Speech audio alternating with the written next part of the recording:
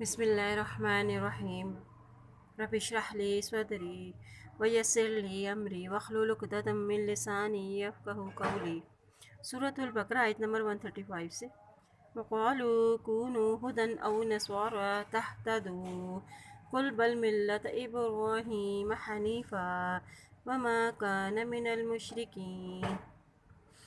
یہودی مسلمانوں کو یہودیت کی اور عیسائیت کی دعوت دیتے اور کہتے کہ ہدایت انہی کے گروہ میں ہے۔ اور اللہ تعالیٰ فرماتے ہیں کہ ان سے کہو کہ ہدایت کس میں ہے؟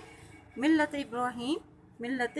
ابراہیم یعنی ابراہیم علیہ السلام کی پیروی میں ہے، جو کیا ہے، جو کون ہے؟ حنیف ہے اور وہ مشرکین میں سے نہیں ہے، جبکہ یہودی اور عیسائیت دونوں میں شرک کی آمیزش موجود ہے۔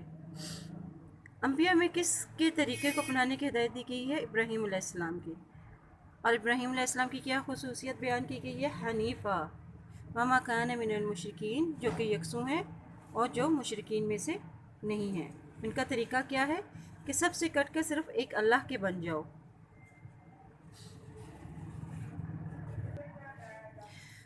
قولوا آمنا باللہ وما انزل الینا وما انزل الی ابراہیم واسماعیل واسحاق ویعقوب والاسباط وما اوتی موسیٰ وعیسیٰ وما اوتی النبیون من ربهم لا نفرق بین احد منہم ونحن له مسلمون۔ تم سب کہو کہ ایمان لائے ہم کس پر؟ اللہ پر، اور جو نازل کیا اس نے ہم پر، اور جو نازل کیا طرف ابراہیم علیہ السلام، حضرت موسیٰ علیہ السلام، حضرت اسحاق علیہ السلام، حضرت یعقوب علیہ السلام اور اولاد یعقوب پر، اور جو دیے گئے موسیٰ علیہ السلام اور عیسیٰ علیہ السلام، اور جو دیے گئے انبیاء پر ان کے رب کی طرف سے۔ نہیں ہم فرق کرتے ان میں سے کسی ایک میں سے، اور ہم واسطے اسی کے فرمانبردار ہیں۔ اب اس آیت میں ایمان کا معیار بیان کیا گیا ہے۔ بتلایا جا رہا ہے کہ تمام انبیاء کو اللہ کی طرف سے جو کچھ بھی ملا یا نازل ہوا سب پر ایمان لایا جائے، کسی بھی کتاب رسول کا انکار نہ کیا جائے، عمل صرف قرآن کے احکام پر ہوگا۔ لا نفرق بین احد منہم یعنی اللہ کی طرف سے درجات میں فرق نہیں کرنا، یہ کہنا کہ یہ سب کے سب اللہ کی طرف سے آئے ہیں اور حق لے کر آئے ہیں، بلکہ یہ کہنا ہے وَنَحْنُ لَهُ مُسْلِمُونَ کہ ہم تو صرف اللہ ہی کے فرمانبردار ہیں۔ فَإِنْ آمَنُوا بِمِثْلِ مَا آمَنْتُمْ بِهِ فَقَدِ اهْتَدَوْا وَإِنْ تَوَلَّوْا فَإِنَّمَا هُمْ فِي شِقَاقٍ فَسَيَكْفِيكَهُمُ اللَّهُ وَهُوَ السَّمِيعُ الْعَلِيمُ۔ اور پھر وہ ایمان لائے مانند اس کے جو ایمان لائے تم ساتھ اس کے، تو وہ بلا شبہ ہدایت پا گئے ہیں، اور اگر وہ منہ موڑیں گے تو بے شک وہ ضد میں ہیں۔ تو عنقریب کافی ہوگا تجھ کو اللہ کی طرف سے، اور وہی سننے والا اور جاننے والا ہے۔ صحابہ کرام بھی اس مذکورہ طریقے پر ایمان لائے تھے، اس لیے صحابہ کرام کی مثال دیتے ہوئے کہا جا رہا ہے کہ اگر وہ اس طرح ایمان لائے جس طرح کے اہل صحابہ تم پر ایمان لائے تو یقیناً وہ ہدایت یافتہ ہو جائیں گے۔ اگر وہ ضد اور اختلاف میں پڑے رہے تو ان کی سازشیں آپ کا کچھ بگاڑ نہیں سکیں گے، کیونکہ اللہ تعالیٰ آپ کی کفالت کرنے والا ہے۔ چنانچہ چند سالوں میں ہی یہ وعدہ پورا ہوا۔ اور صحابہ کرام کا ایمان کیسا تھا؟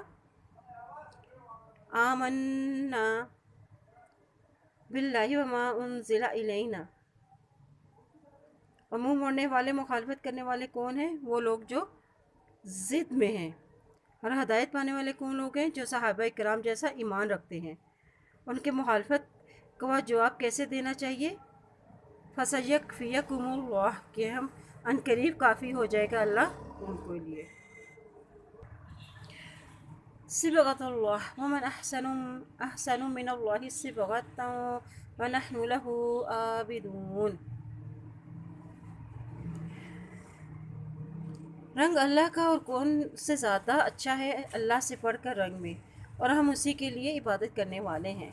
یعنی عیسائیوں کے ہاں ایک رسم تھی جس میں ایک زرد رنگ کا پانی مقرر کر رکھا تھا جو ہر عیسائی بچے اور ہر شخص کو پلا دیا جاتا تھا۔ ان کے نزدیک یہ ضروری ہے کیونکہ اس کے بغیر وہ کسی کو پاک تصور نہیں کرتے تھے، اور اللہ تعالیٰ نے اس کی تردید فرمائی اور کہا کہ اصل رنگ تو اللہ کا رنگ ہے، اور اللہ کے رنگ سے مراد دین فطرت یعنی دین اسلام ہے، جس کی ہر نبی نے اپنے اپنے دور میں اپنی اپنی امتوں کو دعوت دی، یعنی دعوت توحید۔ اور صبغہ وہ رنگ جو خود پر چڑھایا جائے۔ قُلْ أَتُحَاجُّونَنَا فِي اللَّهِ وَهُوَ رَبُّنَا وَرَبُّكُمْ وَلَنَا أَعْمَالُنَا وَلَكُمْ أَعْمَالُكُمْ وَنَحْنُ لَهُ مُخْلِصُونَ۔ کہہ دو کہ تم جھگڑتے ہو اللہ کے بارے میں، حالانکہ وہ ہمارا رب ہے اور تمہارا بھی رب ہے، ہمارے لیے ہمارے اعمال اور تمہارے لیے تمہارے اعمال، اور ہم اسی کے لیے مخلص ہیں۔ کیا تم اس بارے میں جھگڑتے ہو کہ ہم ایک اللہ کی عبادت کرتے ہیں، حالانکہ وہ تو ہمارا بھی رب ہے اور تمہارا بھی رب ہے؟ تمہیں بھی اسی کے ساتھ ہی ایسا معاملہ کرنا چاہیے۔ اگر تم ایسا نہیں کرو گے تو تمہارے اعمال تمہارے لیے اور ہمارے اعمال ہمارے ساتھ ہے، ہم تو اسی کے لیے اخلاص عمل کرنے والے ہیں۔ وہ کون سا جھگڑا کرتے تھے کہ ہم ایک اللہ کی عبادت کرتے ہیں اور اس کے ساتھ کسی کو شریک نہیں ٹھہراتے، اور دین کے معاملے میں جھگڑا ہو جائے تو ہمیں کیا کہنا چاہیے؟ وَلَنَا أَعْمَالُنَا وَلَكُمْ أَعْمَالُكُمْ أَمْ تَقُولُونَ إِنَّ إِبْرَاهِيمَ وَإِسْمَاعِيلَ وَإِسْحَاقَ وَيَعْقُوبَ وَالْأَسْبَاطَ كَانُوا، یا تم کہتے ہو کہ بے شک ابراہیم علیہ السلام، اسماعیل علیہ السلام اور اسحاق علیہ السلام اور یعقوب علیہ السلام اولاد یعقوب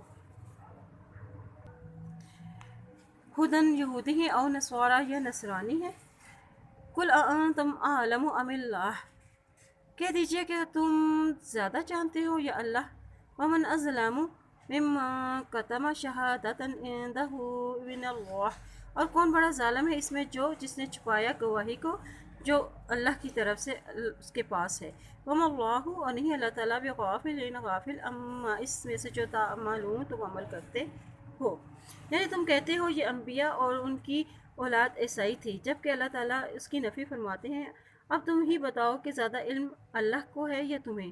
تمہیں معلوم ہے کہ یہ انبیاء اور اس کی اولاد عیسائی نہیں تھے، اس طرح تمہاری کتابوں میں نبیوں کی نشانیاں بھی موجود ہیں، لیکن تم ان شہادتوں کو لوگوں سے چھپا کر ایک بڑے ظلم کا ارتکاب کر رہے ہو جو اللہ سے مخفی نہیں ہے۔ تِلْکَ أُمَّةٌ قَدْ خَلَتْ لَهَا مَا كَسَبَتْ وَلَكُمْ مَا كَسَبْتُمْ وَلَا تُسْأَلُونَ عَمَّا كَانُوا يَعْمَلُونَ۔ اس آیت میں پھر کسب و عمل کی اہمیت بیان کی گئی ہے کہ بزرگوں کی طرف اعتماد کو بے فائدہ قرار دیا ہے، حالانکہ جس کو اس کا عمل پیچھے چھوڑ گیا اس کا نسب اس سے آگے نہیں بڑھے گا، مطلب کہ اسلاف کی نیکیوں کا تمہیں کوئی فائدہ اور ان کے گناہوں پر تمہیں کوئی بھی سزا نہیں ہوگی، بلکہ ان کے اعمالوں کی بابت تم سے یا تمہارے اعمال کی بابت ان سے نہیں پوچھا جائے گا۔